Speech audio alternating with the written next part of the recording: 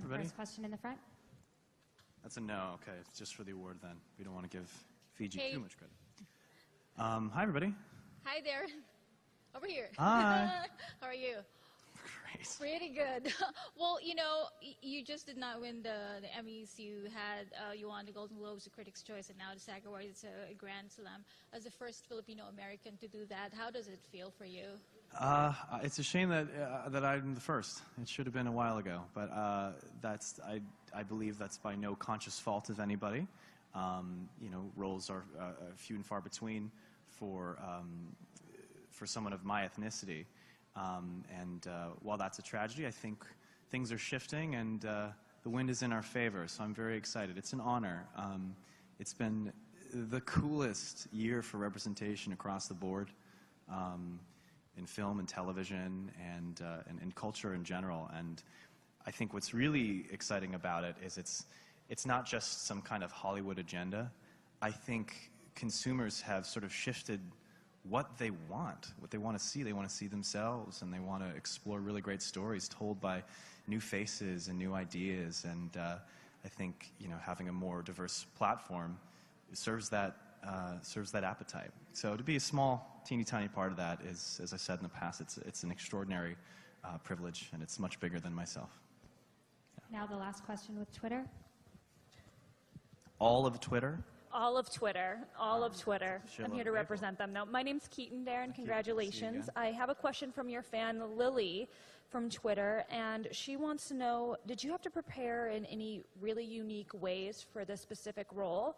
And then before you answer, if there's any other people you need to thank that you didn't get a chance on stage, we have a little thank you camera over there. Thank so you. Question first. You gotta be careful with that. People are gonna be up here for hours.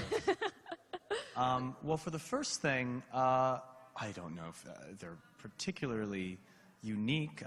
You know, I guess because everybody's unique, then I would say that maybe mine was, my preparation was unique, but I didn't, nothing out of the ordinary. I think I like to remind actors, especially, that, you know, I think the preparation for any role, to me, is the same. I put the same currency into a dark, complex, complicated character as I would a light comedic character. You still invest the same emotional equity into both, and you really try and ground it as much as humanly possible and find things that can make that person accessible to an audience, no matter how complicated or simple they seem. So at the end of the day, I'm doing the same kind of work. There were some challenges physically, simply because he fluctuated weight so much during the course of our story, but there was no way we could pull that off. That's just some little BTS trivia for you. We talked about this at great length, but because we spanned through so much time, in 1 year you're in the 90s, 1 year you're in the 80s, there was no way to pull that off. But there was a week where we thought we were, and I probably had 4 cheeseburgers and 5 beers a day, one of the finer weeks of my life. We ended up not worrying about that. But other than that, yeah, it was same preparation. As far as thank yous and acknowledgments, yeah, I mean, I'll do this on my own time because I don't want to bore you fine people with all these names. But, you know, day players, guest stars, actors, names that you are familiar with, names that you're not familiar with and maybe should be.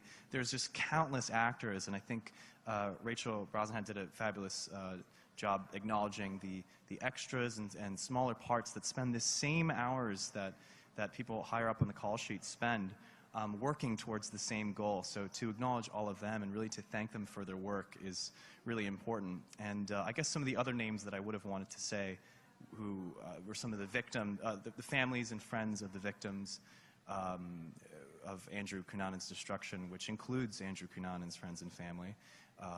David Manson, Jeffrey Trail, William Reese, Johnny Versace.